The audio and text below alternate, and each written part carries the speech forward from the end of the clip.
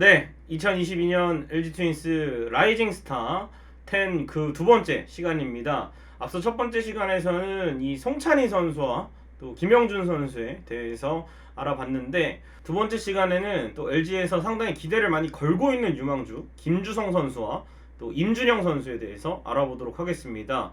일단은 뭐 김주성 선수 최근에 군대를 다녀와서 또 지난해에도 퓨처스에서 좋은 활약을 보여줬고, 또 임준영 선수도 지난해 퓨처스에서 가장 잘 던진 투수, 특히나 북부리그 평균 자책점 1위를 기록하면서 리그에서 가장 잘 던지는 퓨처스 투수였다, 이렇게 보시면 되겠습니다. 그래서 아마 올해는 이 두 선수가 1군 엔트리에 본격적으로 좀 들어와야 팀이 필요하는 또 젊은 선수들이 많이 라인업에 들어가지 않을까 개인적으로 생각이 됩니다. 그래서 이제 두 선수에 대해서 한번 분석을 해보도록 하겠습니다. 자, 첫 번째로 김주성 선수입니다. 1998년생이고요. 군대를 일찍 다녀왔습니다. 180cm의 우투 우타 5대 유격수 출신이에요, 고등학교 때. 그래서 휘문고의 유격수를 봤었는데, 프로에 와서는 3루도 갔다가 외야로도 한번 나가봤다가 또 2루로도 좀 봤다가, 그렇게 포지션을 왔다 갔다 하면서 아마 팀에서는 3루수와 2루수를 중점적으로 시키고 있는 것 같습니다. 그래서 이 두 포지션이 사실은 LG 트윈스가 지금 세대 교체가 반드시 좀 필요한 포지션이기 때문에 김주성 선수의 활약이 좀 필요할 것 같고, 휘문고등학교를 졸업했고요. 2016년 2차 2라운드 전체 14번으로 지명이 됐습니다. 2021 시즌에 이제 퓨처스 리그에서 3할 2푼 9리의 타율과 4할 4리의 출루율, 4할 2푼 5리의 장타율, 24타점 13도루를 기록할 정도로 타격 능력이 아주 뛰어난 김주성 선수입니다. 그래서 이제 김주성 선수가 기대되는 이유는 일단은 조합이 타격되는 오른손 타자 내야수입니다. 이러면은 사실은 안 써볼 이유가 없습니다. 포지션을 변경해서라도 제가 만약 감독이었으면은 1군 엔트리를 한번 줘볼 수 있는, 더군다나 주력도 괜찮거든요. 지난 시즌에 이 선수가 군대 가기 전에는 벌크업을 하면서 도루도 잘 안 뛰고 스피드 부분을 가지고 있었던 장점이었다가 많이 잃어버렸는데, 군대를 다녀와서는 이제 원래 체형으로 아마 돌아온 듯 합니다. 그래서 도루도 많이 시도를 하고 적극적으로 주루 플레이를 하는 선수이기 때문에 백업으로도 활용 가치가 충분한 선수다, 이렇게 보시면 되겠습니다. 그래서 퓨처스 통산 204경기에서 4할 1푼 1리의 타율, 통산 출루율이 3할 8푼 9리, 장타율이 4할 5푼 4리고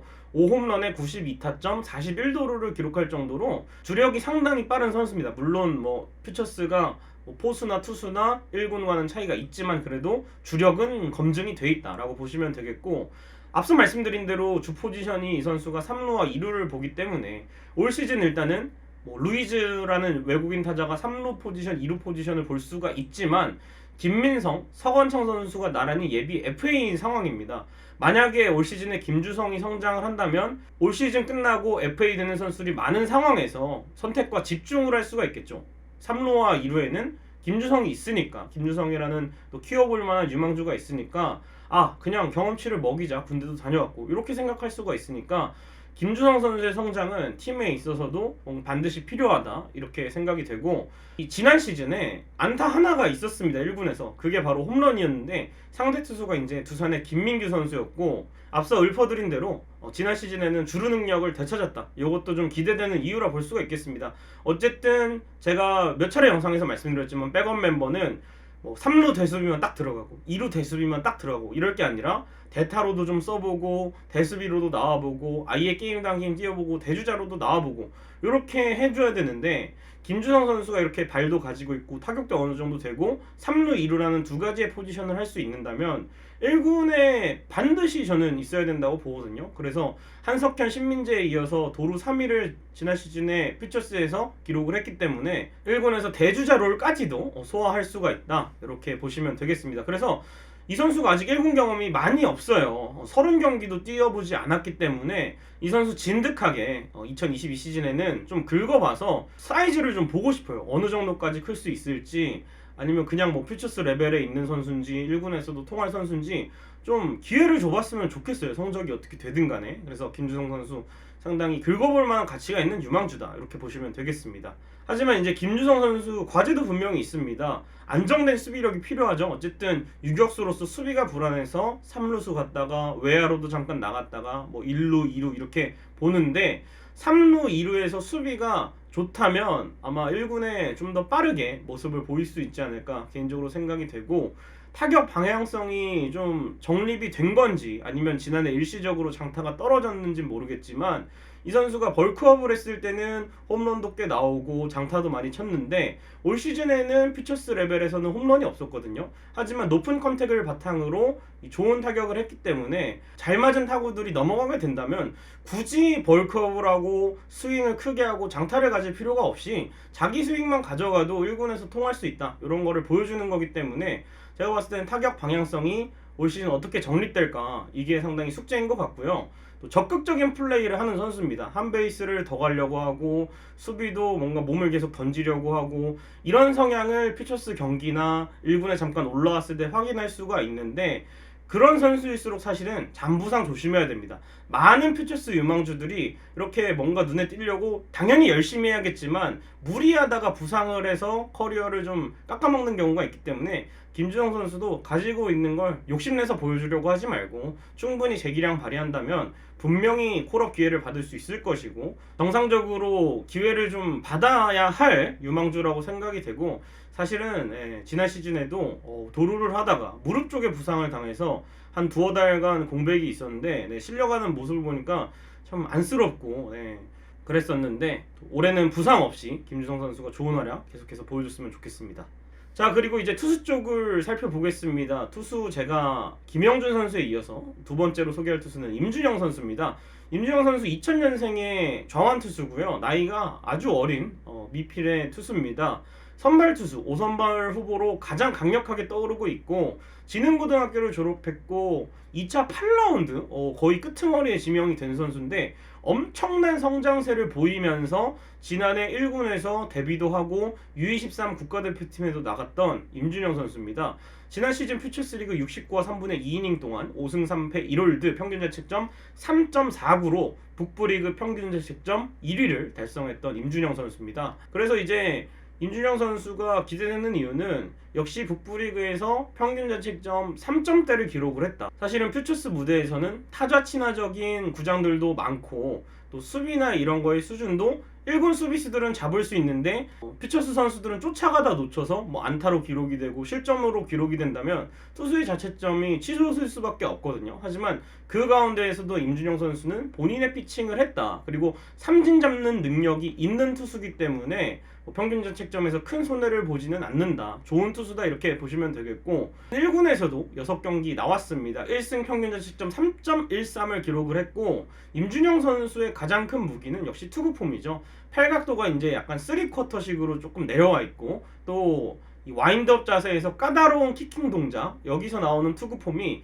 일본 투수를 좀 연상케 한다는 이야기들이 많고, 거기에 안정된 제구력을 가지고 있기 때문에 구속이 그렇게 빠른 편은 아닙니다만 그래도 계속해서 타자들을 연속적으로 타이밍을 뺏게끔 하는 피칭을 보여주는 임준영 선수고, 로케이션이 아주 낮게 잘 들어간다고 보시면 되겠고, 심지어 단점으로 지적받던 구속마저 지난해 이제 개인적으로는 김경태 코치님의 공이 좀 크다고 보는데 구속도 올랐고 컨트롤도 올랐습니다. 그래서 공이 깨끗하게 맞아나가는 경우들이 많았는데, 지난해에는 코너워크, 보더라인의 제구를 잘 활용했고 또 빠른 구속으로 타자들이 정 타이밍에 타구를 제대로 못 맞춰서 장타도 이 선수가 많이 맞지를 않았거든요. 그래서 그런 것들이 이 평생을 구속을 올리고 싶어도 못 올리고 컨트롤도 올리고 싶어도 못 올리는 선수들이 있는데, 지난해 꾸준히 이렇게 구속이나 컨트롤이 상향된 모습을 보여줬다는 건 올해 정말 기대해 볼 수 있는 자원이다, 이렇게 보시면 되겠고,